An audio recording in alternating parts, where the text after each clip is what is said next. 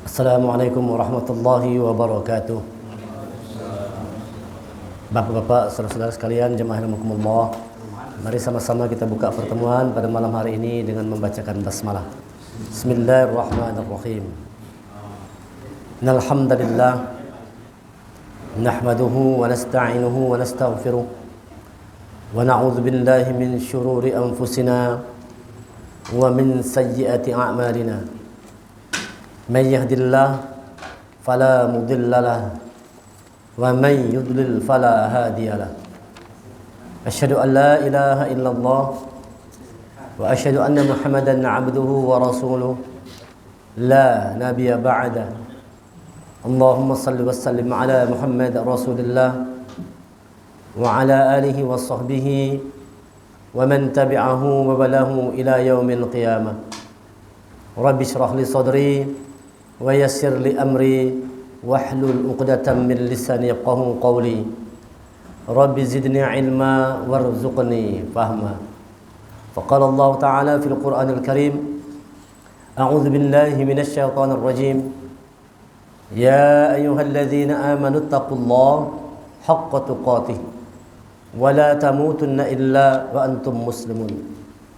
Wahai orang yang beriman, bertakwa kepada Allah dengan hak, dengan benar, dengan sempurna, dan jangan kalian mati kecuali dalam keadaan sebagai seorang yang berserah diri kepada Allah, sebagai seorang muslim. Ya ayuhan nasu taqu rabbakum alladzi khalaqakum min nafsin wahidah wa khalaqa minha zawjaha wa bassa minhuma rijalan katsiran wa nisaa'a wattaqullaha alladzi tasaaluna bihi wal arham innallaha kana 'alaikum raqiba. Ya ayyuhalladzina amanu taqullaha wa qulu qawlan sadida yuslih lakum a'malakum wa yaghfir lakum dhunubakum wa man yuti'illaha wa rasulahu faqad faza fawzan 'azima.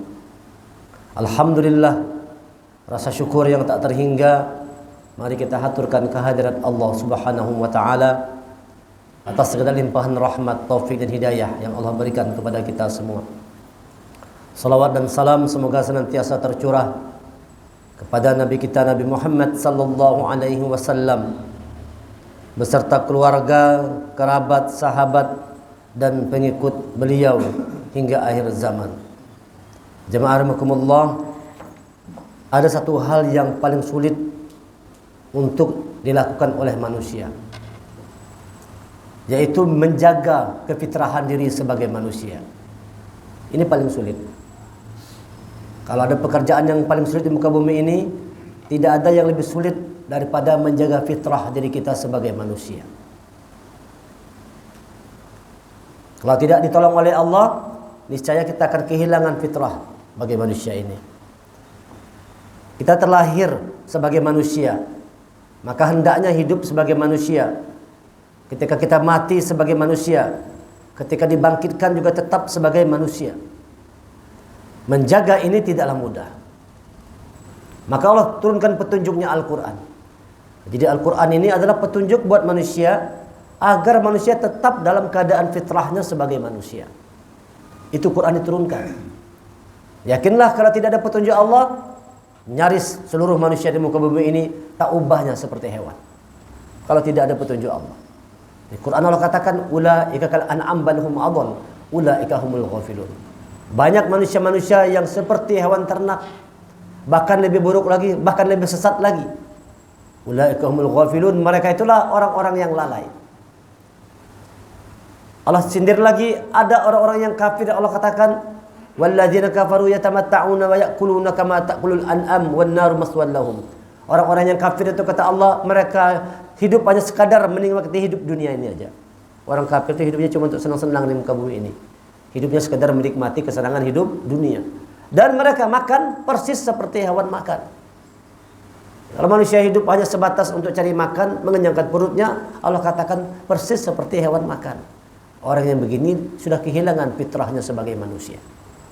Maka inilah hal yang paling sulit untuk dilakukan, yaitu menjaga bagaimana kita tetap dalam keadaan fitrah diri kita. Tidak boleh berubah. La tabdila li khalqillah. Fa aqim wajhaka lid-dini hanifa Fitratallahi allati fatara an-nasa 'alaiha la tabdila li khalqillah. Hadapkan wajahmu pada agama Allah yang lurus, yaitu Islam. Nah, jadi kalau orang sudah tidak Islam lagi, sudah keluar dari fitrahnya. Dalam pandangan Allah, orang-orang yang bukan Islam itu bukanlah manusia. Dalam pandangan Allah. Dalam pandangan manusia dia tetap manusia. Tapi dalam pandangan Allah, orang-orang yang bukan Islam ini bukan manusia. Qul kunu hijaratan aw hadida. Jadilah kalian, kata Allah, seperti batu atau besi. Batu yang keras atau besi yang berkarat. Banyak manusia seperti itu, seperti batu dia. Manusia batu, kepala batu, hati batu. Susah mendengarkan kebenaran, susah mendengarkan yang hak dari ayat-ayat Allah. Nah, orang yang demikian ini Allah katakan hilang fitrahnya sebagai manusia. Dan orang yang tetap sebagai manusia ini jumlahnya tidak banyak, illa qalila, sangat sedikit. Penduduk bumi ada yang mengatakan menghitungnya 7 miliar. Itu mungkin 2 tahun yang lalu mengatakan penduduk bumi ini 7 miliar. Dari 7 miliar itu yang Islam hanya 1,5 miliar aja. Membayangkan kita itu 5,5 miliar. Ini berarti bukan lagi sebagai manusia fitrah dirinya. Sudah kehilangan fitrah. Hanya fisik manusia, tapi di dalamnya sudah tidak lagi sebagai manusia. Nah, istilahnya menyebutkan humanimal. Human animal. Human itu kan manusia. Animal itu hewan. Dirangkai menjadi satu. Humanimal. Ini adalah manusia-manusia yang perilaku hidupnya seperti hewan. Nah, ini bahayanya kalau orang tidak berpegang kepada agama yang lurus. Maka Allah katakan, fa'aqim wajhaka lid-dini hanifah. Dulu di zaman jahiliyah, lihat bagaimana keadaan manusia itu. Kehilangan manusianya. Tawaf di Baitullah telanjang bulat, tidak ada malu-malunya. Bini orang, bini kita, tidak ada. Punya orang pun kita. Yang kuat menguasai yang lemah. Bukankah itu seperti hewan di hutan sana? Yang kuat menjadi raja hutan, menguasai yang lemah. Kan begitu keadaan manusia ini kalau tidak bersama dengan fa'aqim wajhaka lid-dini hanifah, tidak berpegang teguh kepada agama Allah yang lurus, yaitu Al-Qur'an, Islam dan petunjuknya Al-Qur'an. Fitratallahi allati fatara an-nasa 'alaiha, yang dimana Allah sesuai dengan fitrahnya telah menciptakan manusia atas fitrah itu. La tabdila li khalqillah, dan tidak ada perubahan pada ciptaan Allah. Tidak boleh berubah. Fitrah batu sebagai batu itu fitrahnya batu. Fitrahnya pohon sebagai pohon itu memang fitrahnya. Fitrahnya sapi seperti hewan, setiap tahun dikorbankan. Itu sudah fitrah hidupnya begitu. Kita manusia ini fitrahnya hiduplah sebagai manusia. Yang tugas utamanya kata Allah, disuruh kita untuk beribadah kepada Allah. Wa ma khalaqtul jinna wa ins illa liya'budun. Tidak kami ciptakan jin dan manusia kecuali untuk beribadah kepada Allah. Itu tugas utama kita ini, beribadah kepada Allah. Maka pastikan, yakinkan bahwa setiap apapun yang kita kerjakan nilainya adalah ibadah. Kalau tidak rugi kita. Kalau tidak bernilai ibadah, rugi kita. Ya, maka orang-orang yang berdagang, contohnya di pasar berdagang, jadikan dagang itu ibadah. Gimana caranya? Dagang dengan jujur, jangan curang. Yang menjadi penguasa, jadi penguasa yang benar. Yang jadi polisi, yang jadi tentara harus jujur, harus baik, sesuai dengan petunjuk Allah, sesuai dengan syariat Islam. Sebagai apapun kita, kerjalah atas dasar niat ibadah kepada Allah. Kalau tidak, kita menjadi orang yang merugi hidup di muka bumi ini.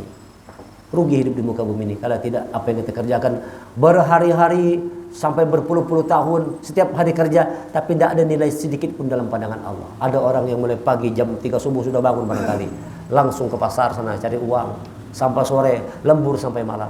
Lupa sholat, lupa baca Quran. Mati-matian cari uang, kadang sugih-sugih juga. Dan dia melalaikan hubungannya kepada Allah. Bayangkan, hidup sudah susah, nanti mati bertambah kesulitan itu. Berlipat ganda kesulitannya. Kenapa? Lupa beribadah kepada Allah. Lupa beribadah kepada Allah. Banyak manusia yang seperti itu. Na'udzubillah. Kasihan. Sudahlah hidup sengsara, mati nantilah sengsara lagi. Kenapa? Selama hidup lupa beribadah kepada Allah. Sibuk cari duit terus. Padahal apa yang dikejar mati-matian, sedikit pun tidak bisa membela kita di hadapan Allah nanti. Oleh karena itu, jemaah, jadikanlah umur yang Allah berikan kepada kita ini untuk beribadah, untuk berbuat amal kebaikan. Allah ciptakan hidup dan mati itu dia. Untuk sebagai ujian untuk amal kebaikan. Alladzi khalaqal mauta wal hayata liyabluwakum ayyukum ahsanu amala wa huwal azizul ghafur. Surah Al-Mulk, surah ke-67. Ayat yang kedua, Alladzi khalaqal maut. Allah yang menciptakan mati. Alladzi khalaqal mauta wal haya, dan hidup. Allah ciptakan ada mati, ada hidup. Liyabluwakum, sebagai ujian. Jadi yang namanya kematian dan kehidupan itu sebagai ujian dari Allah. Ujian apa? Ahsanu amala. Liyabluwakum ayyukum ahsanu amala. Sebagai ujian untuk Allah tahu siapa orang yang terbaik amalnya. Hidup ini ujian. Untuk Allah melihat mana orang yang baik tadi. Mana orang yang baik, mana orang yang jahat. Ada orang yang memilih melakukan kebaikan hidupnya. Tapi tidak sedikit orang memilih keburukan dalam hidupnya. Pilihan kata Allah. Ini hidup ini pilihan. Kita mau pilih mana?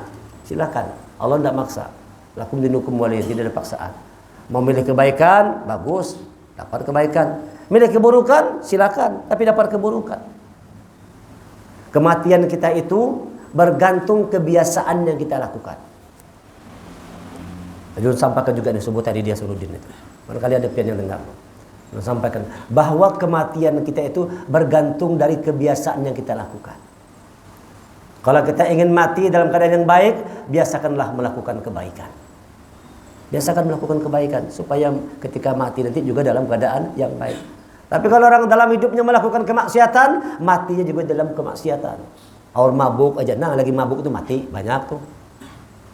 Orang berjudi aja, pas berjudi mati banyak. Narkoba, pas lagi narkoba mati banyak. Nah, dan sebagainya. Banyak orang demikian. Jadi Rasulullah mengatakan, matal mar'u masya'a alaih. Kematian seseorang itu masya'a alaih, bergantung kebiasaan yang dia lakukan. Kematian seseorang kata Rasulullah bergantung dari kebiasaan yang kita lakukan. Kalau kita biasa melakukan kebaikan, nanti insya Allah mati dalam keadaan yang baik. Tapi kalau sering biasa melakukan hal-hal yang buruk, mati juga dalam keadaan yang buruk. Nauzubillah. Lakukan kebaikan. Banyak contoh bagaimana orang-orang alim dulu, orang-orang soleh dulu itu meninggalnya dalam keadaan yang baik karena melakukan kebaikan. Ada yang namanya Abdullah bin Haris.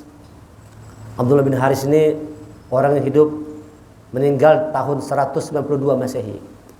Seorang soleh meninggal ketika dalam keadaan sakaratul maut, putrinya menangis melihat abahnya mau meninggal. Lalu dia katakan kepada putrinya, wahai anakku, kenapa kau menangis? Karena perlu khawatir. Aku di rumah ini sudah menghatamkan 4000 kali Al-Quran. Untuk aku menghadap Allah sebelum mati, sudah aku hatamkan 4000 kali Al-Quran. Coba bayangkan, 4000. Kita berapa kali sudah hatam Quran? Berapa kali sudah hatam Quran? Coba kita anggap kita baca Quran satu hari 1 juz saja. Sebulan sekali hatam. Kalau sebulan sekali hatam berarti setahun hatam 12 kali. Kalau 10 tahun 120 kali. Anggap usia kita 70 tahun. Baru kita hatamkan 840 kali. 12 kali 7. 840 kali baru kita menghatamkan Quran. Ini bayangkan menghatamkan Quran 4000 kali. Bekal untuk menghadap Allah. Wahai putriku, kau jangan nangis. Bukankah di rumah ini sudah kuhatamkan 4000 kali Al-Quran. 4000 kali Bapak. Nah, kita gimana kita? Jangan cuma menghatamkan Quran di bulan puasa aja. Bulan puasa hatam Quran sekali. Usahakan setahun sekali aja hatamnya. Imbah tupang sawalnya hatam lah. Baca terus, makanya usahakan itu. Jangan setahun sekali, usahakan setiap bulan. Nah kan, 1 hari 1 juz, sebulan hatam Quran, sebulan hatam Quran. Tadi kan Ramadan kita begitu kan, sehari 1 juz enggak? Ramadan. Bahkan ada yang lebih, ada yang sehari 2 juz.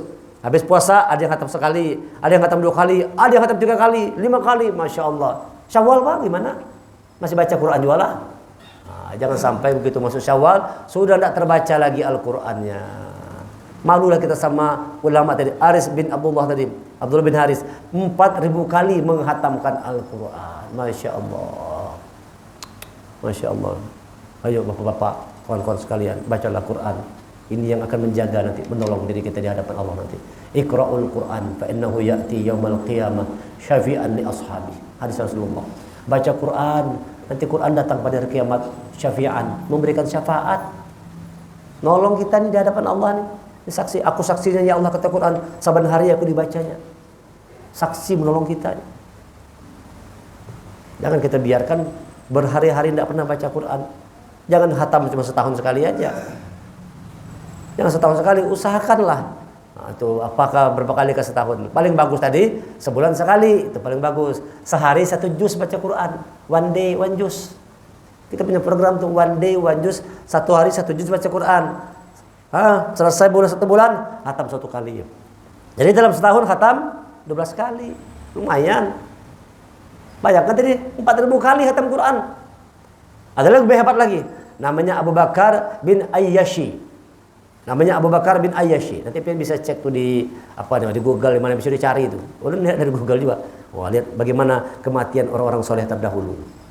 Abu Bakar Ayyashi ini ketika sakaratul maut, para saudara perempuannya sedih, menangis kan melihat saudaranya mau meninggal dunia. Apa katanya? Wahai saudara perempuanku, jangan kau menangis. Di pojok sana. Nah, jadi dia di rumah tuh punya sudut pojok. Di situ dia buat mihrab selalu mengaji. Sudah 18.000 kali ku hatamkan Quran. 18.000 kali, Bapak. 18.000 kali. Itu barangkali setiap hari hatam Quran. 18.000 kali. Bisa jadi mungkin setiap hari hatam Quran, setiap hari hatam Quran. 30 juz ini. Menyibukkan diri dengan membaca Al-Quran. Nah, kita bagaimana? Jangan sampai mati belum pernah hatam Quran sekalinya. Sampai mati tidak hatam Quran sekali pun tidak pernah. Kenapa tidak pernah? Karena bisa baca. Ayo, jangan biarkan kita dalam keadaan seperti itu. Segeralah belajar segera. Jangan kita tenang-tenang aja, kematian sudah semakin dekat. Sebelum dijemput oleh Allah, belajar. Ingat kata Rasulullah, matal mar'u ma syaa alaih. Matinya seseorang bergantung dari kebiasaannya. Kalau ingin mati yang baik, lihat tadi itu. Karena sering mengaji, dalam keadaan begitu meninggalnya. Karena mengaji terus, dalam keadaan begitu meninggalnya. Ada lagi namanya Amir bin Abdullah bin Zubair. Ini ceritanya seorang alim yang selalu menjaga sholat berjamaah. Berpuluh-puluh tahun tidak pernah tinggal sholat berjamaah. Selalu sholat berjamaah. Ketika dalam keadaan sakit keras, dalam keadaan sudah mulai tersengal-sengal napasnya itu, sudah berat sekali, dengar suara azan. Dia bilang sama orang-orang dekatnya, gendong aku, bawa aku ke masjid. Ya Syekh, kata yang lain, engkau sedang sakit keras, di rumah aja. Aku sudah mendengar suara azan, aku harus penuhi panggilan Allah. Bayangkan itu. Dalam keadaan sakaratul maut, masih melangkahkan kakinya ke masjid. Minta digendong, dibawa ke masjid. Padahal sudah mau meninggal, masih minta dibawa ke masjid. Ini badan sehat-sehat aja, sebelah sini aja rumah. Dengar orang azan datangin gak ada. Orang hendak mati aja masih ke masjid, minta gendong aku, bawa ke masjid. Itu orang sudah hendak mati. Kita sehat, segar bugar, gagah, dengar suara azan, tidak tergetar hati kita untuk datang ke rumah Allah. Nah, ini barangkali yang Allah katakan tadi, sudah mulai batu sudah hati tadi. Dipanggil Allah itu tidak bergeming hati, tidak merasa apa-apa. Dianggapnya panggilan azan itu kayak lagu dangdut aja. Nah, biasa-biasa aja, tidak ada pengaruhnya sama sekali. Mungkin lebih berpengaruh dengan lagu dangdut lagi. Kalau ada dangdut kan ada pengaruhnya, goyang-goyang tangan, goyang-goyang kaki. Dengar azan tidak ada pengaruhnya. Tadi yang Abdullah bin Amir bin Zubair ini, dia minta gendong ke masjid sholat maghrib. Begitu selesai rakaat pertama, sujud terakhir, langsung jatuh meninggal dunia. Meninggal dalam keadaan sedang sholat. Kenapa? Kebiasaannya menjaga sholat berjamaah. Seseorang meninggal bergantung dari kebiasaan. Nah, maka biasakan kebaikan supaya kita juga ketika mati dalam keadaan yang baik. Banyak-banyaklah ingat mati. Kata Rasulullah itu, ingatlah kalian kepada yang menghilangkan segala macam kelezatan. Kelezatan hidup dunia ini hilang semerataan. Apa itu? Kematian. Hilang semua lezatnya dunia ini, hilang semerataan dah. Banyak-banyak kalian mengingat kematian, kata Rasulullah. Banyak orang lupa mati, sibuk dengan dunia terus. Bolehlah kita kejar dunia, tapi ingat bahwa kita ini suatu saat dipanggil Allah. Oleh karena itu persiapkan diri kita. Walaupun sedang sibuk kerja, usaha dan sebagainya, jangan lupa untuk mengingat Allah. Jangan lupa. Zikran katsira, ingat Allah dengan banyak. Ya ayyuhalladzina amanu, zikran katsira. Wahai orang beriman, ingat kepada Allah dengan ingat yang banyak kepadanya. Banyak mengingat Allah. Jangan pas susah aja. Kalau pas susah, pas sempit, pas ada masalah baru ya Allah, tolong ya Allah. Baru ingat Allah. Kalau pas lagi nyaman, lupa diri. Lupa sudah. Pas susah baru ingat, lagi nyaman lupa sama Allah. Jangan kata Allah, orang beriman ingat Allah. Banyak-banyaklah kalian mengingat Allah. Ingat-ingat kematian, bahwa hidup tak lama lagi di muka bumi ini. Lakukan kebaikan supaya mati dalam keadaan yang baik. Dan kata Rasulullah, nanti orang dibangkitkan di yaumil mahsyar, setiap orang dibangkitkan itu juga bergantung bagaimana matinya. Orang mati bergantung bagaimana hidupnya, bagaimana kebiasaannya. Dan orang dibangkitkan bergantung bagaimana matinya. Kalau ada orang lagi narkoba mati, itu sudah jelas pasti dibangkitkan dalam keadaan yang buruk. Pasti sudah. Lagi narkoba gitu, lagi diskotik, mati. Mati, buruk, mati dalam keadaan yang buruk. Lagi ngadu ayam, mati. Di tempat pengaduan ayam mati, kena serang jantung. Ayamnya kalah, mati. Ada kayak itu. Ngadu ayam kalau kalah ayamnya, mati. Kalah Liverpool, mati. Nonton bola mati. Nah, bayangkan tuh, kalau lagi nonton bola mati. Ada yang begitu sampai jantungan, mati sekali. Begitu mati apa tuh? Nah, kata Rasulullah, yub'atsu kullu 'abdin 'ala ma mata 'alaihi. Yub'atsu kullu 'abdin, dibangkitkan semua umat itu mata 'alaihi, bagaimana kematiannya itu. Dibangkitkan kalau mati dalam keadaan yang baik, nanti dibangkitkan juga dalam keadaan yang baik. Hadis riwayat Muslim nomor hadis 2878. Nah, ada hadisnya. Bahwa seseorang itu akan dibangkitkan sesuai dengan bagaimana matinya. Orang yang mati dalam keadaan yang buruk pasti dibangkitkan dalam keadaan yang buruk. Sementara orang yang melakukan kebaikan tadi dibangkitkan Allah dalam keadaan yang baik. Maka kita banyak-banyaklah berbuat baik. Biasakan berbuat baik.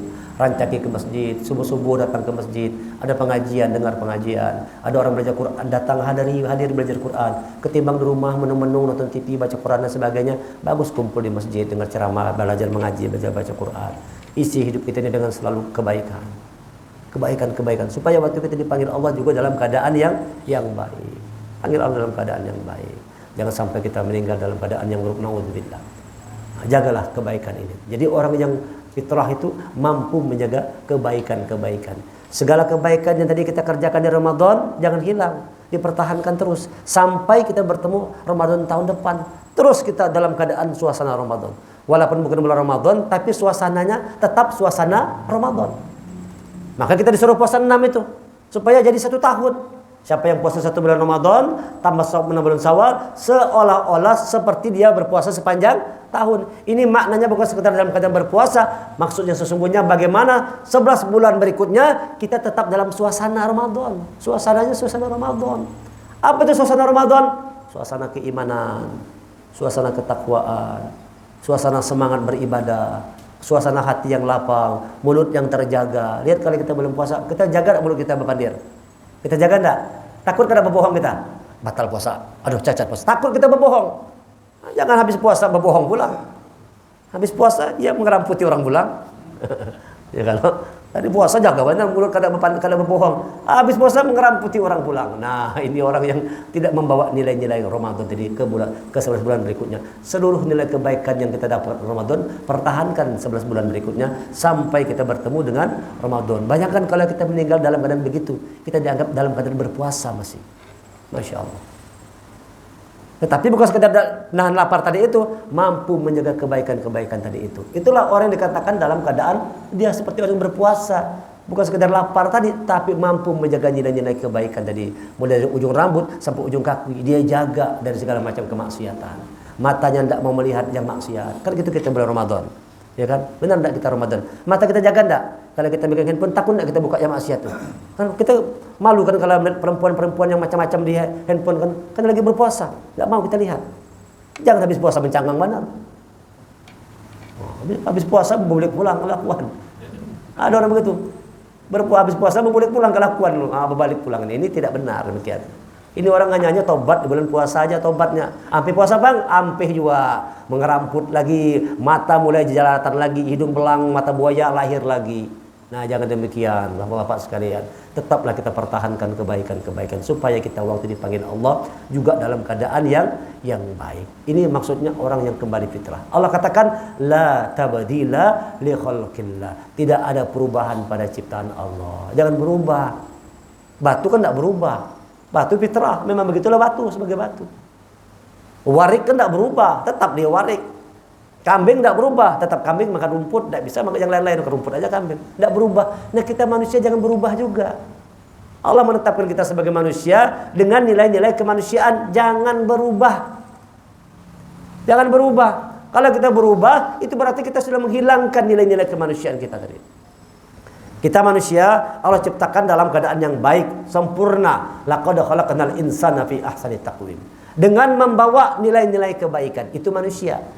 Diciptakan dalam keadaan yang terbaik dengan membawa sifat-sifat yang baik. Itu manusia, sifatnya baik manusia ini. Yang jahat-jahat bukan manusia. Bukan manusia itu. Itu karena pengaruh lingkungan, pengaruh setan iblis, lalu manusia berubah jadi jahat. Padahal itu bukan fitrah manusia. Fitrah kita ini berbuat baik. Itu fitrah manusia, menyenangkan, menggembirakan, membahagiakan orang lain, nolong orang lain, maunya bantu orang lain, maunya beramal kebaikan. Itu fitrah. Kalau kita berbuat buruk, itu bukan fitrah kita. Itu manusia yang dipengaruhi oleh jin setan iblis tadi. Diserangnya manusia dari depan, belakang, kanan, kiri. Lalu manusia akan kehilangan rasa syukur. Nah, itu kita kajian malam Senin yang lalu. Banyak manusia-manusia nanti kalian temui, kata Allah dalam Quran ini, mereka akan kehilangan rasa syukurnya. Kenapa? Diganggu oleh syaitan, diserang dari depan, belakang, kanan, kiri. Wala tajidu aktsarahum syakirin. Kalian temukan kebanyakan manusia lupa bersyukur kepada Allah. Lalu bawaannya keluh kesah, lalu tidak mau beribadah, lalu tidak mau zikrullah, tidak mau sholat, tidak mau baca Quran, sibuk dengan urusan dunia, padahal itu melelahkan, capek, dan dia tidak dapat apa-apa. Begitu mati, hilang semua kelezatan tadi itu. Kumpulkannya duit banyak-banyak, tidak bisa nolong sedikit pun. Dicarinya harta mati-matian, tidak mampu menolong dirinya walaupun sedikit. Oleh karena itu, buat kita ini utamakan beribadah kepada Allah. Silakan kita kejar dunia, cari dunia, tapi jangan lupa dengan Allah. Jangan lupakan Allah. Ingat Allah dengan keyakinan yang benar. Ingat bahwa suatu saat kita akan dijemput oleh Allah. Kita minta kepada Allah mati dalam keadaan yang baik. Dan orang yang baik matinya itu adalah orang yang mampu di akhir katanya itu, di akhir kalimatnya dia mengucapkan la ilaha illallah. Man kana akhiru kalamihi dakhalal jannah. La ilaha illallah dakhalal jannah.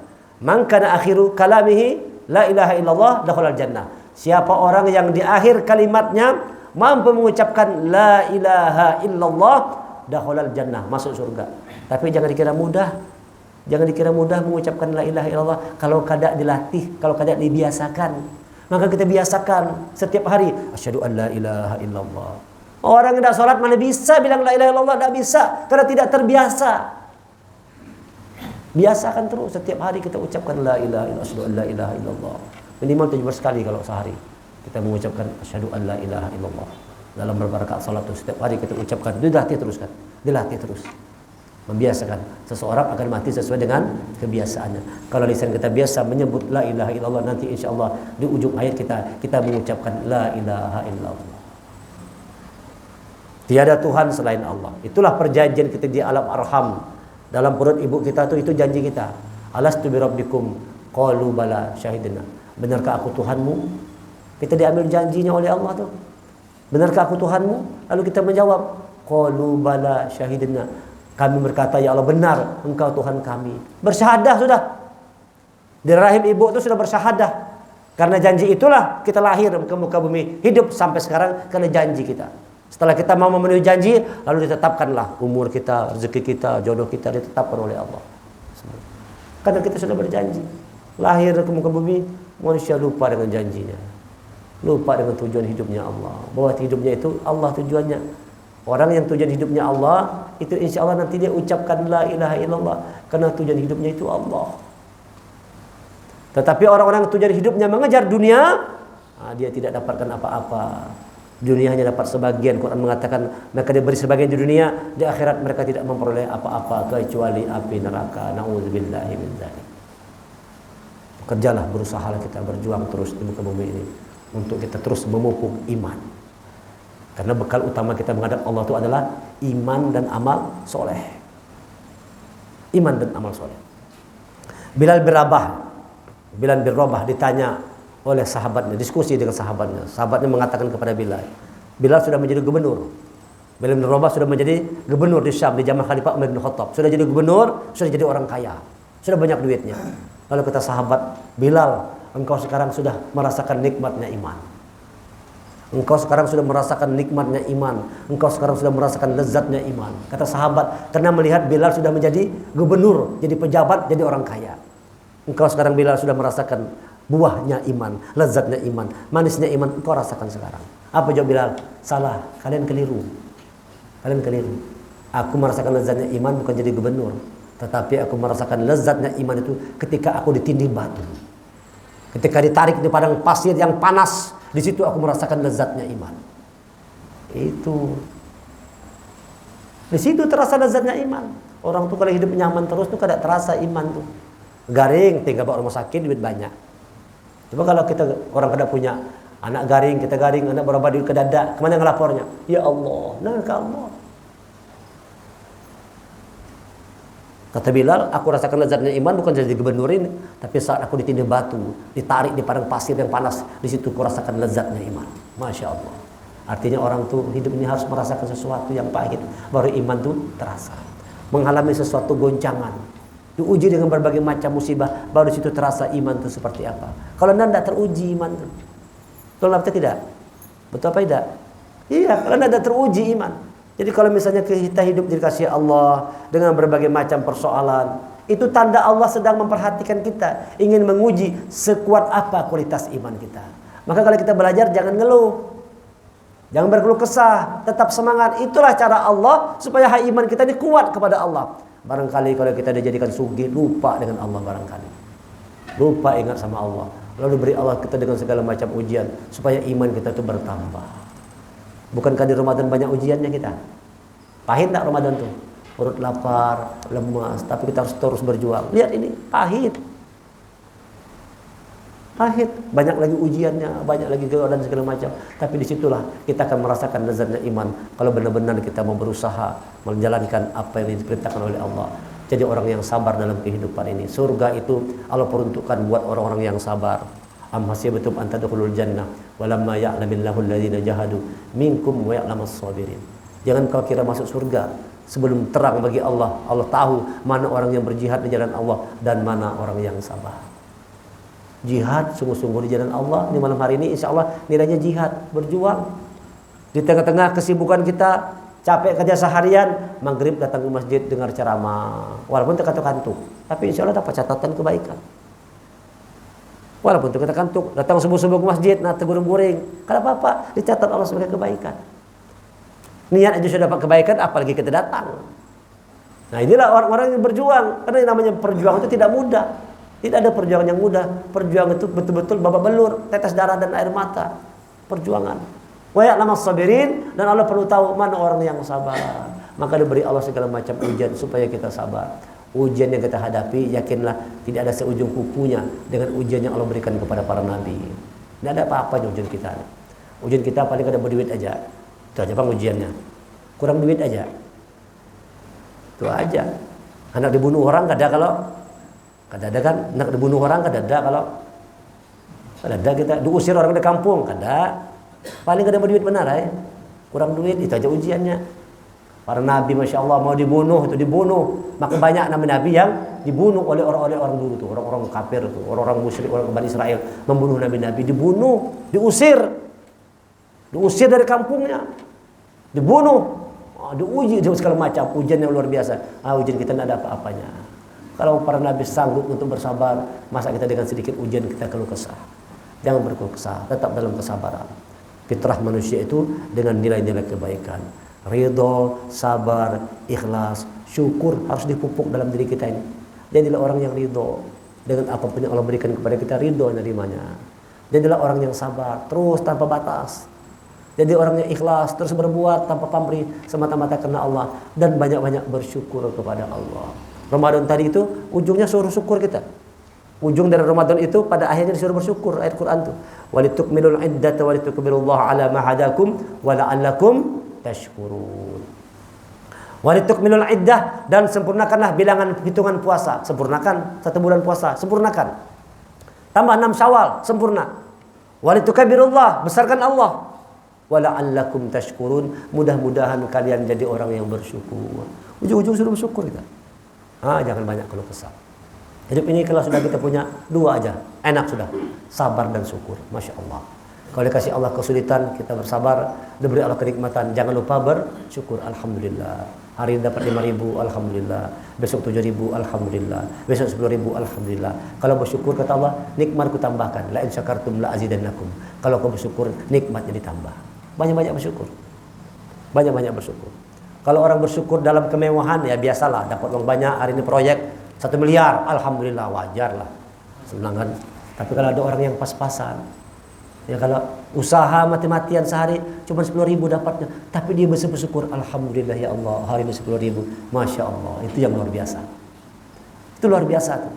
Orang hari satu hari kerja 1 juta, alhamdulillah, ya biasalah orang 1 juta dapatnya, wajarlah dia bersyukur.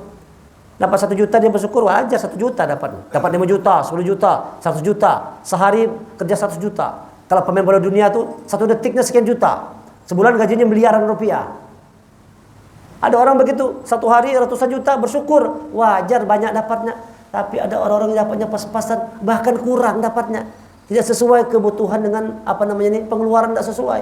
Masuk sedikit, keluar banyak, tapi tetap dia bersyukur. Alhamdulillah ya Allah. Kenapa bersyukur? Masih hidup aku ya Allah. Masih hidup lagi, belum mati lagi. Bersyukur tuh masih hidup. Alhamdulillah ya Allah.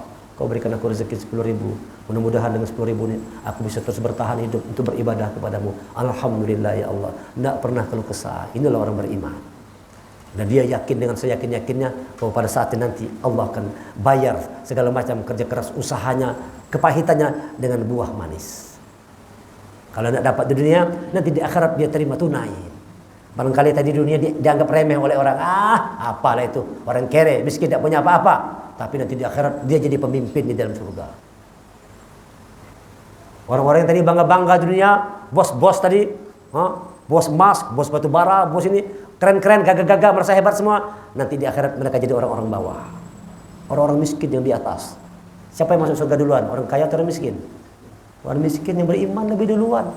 Ada orang kaya beriman, ada orang miskin beriman. Siapa yang masuk duluan? Orang miskin yang beriman. Karena enak, hisapnya kedadak. Duit kedadak kayak apa tadi hitung. Nah, ini orang kere dapat duit, sana masuk surga. Cepat masuk surga. Nah, jadi oleh karena itu hadapi hidup ini tetap dengan senyuman, bersemangat berjuang di jalan Allah, terus jangan lupa berdoa, dan setiap apapun yang Allah berikan kepada kita, rasa syukur jangan hilang. Tetaplah alhamdulillah. Dagangan kada payu-payu, sudah usaha belum payu-payu ya dagangan. Alhamdulillah ya Allah. Hari ini wadai laku 2 buting, alhamdulillah. Tidak ada keluh kesah. Hari ini cuma dapat orderan 1 aja ya. Motor putus rantai cuma sebuting aja, alhamdulillah. Ya, kalau cuma 1 buting aja yang dipakai motor, tapi katakanlah alhamdulillah ya Allah, alhamdulillah, aku bersyukur. Janji Allah pasti benar. Kalau kita bersyukur ditambah nikmatnya. Nikmat itu bukan sekedar bentuk duit aja, bukan, tapi ketenangan dalam keluarga. Memang pas-pasan, tapi rumah tangga tenang. Anak-anak baik semua, anak kita jadi anak yang soleh, bahkan jadi penghafal Quran. Apa tidak bahagia atau orang tua tuh? Penghafal Quran anak kita, calon pemimpin masa depan, generasi penerus kita. Nanti di akhirat diletakkan yang mahkota yang paling indah di kepala kita itu. Ketika dalam kubur kita, setiap hari derajat kita diangkat oleh Allah. Itu kalau orang tua punya anak penghafal Quran.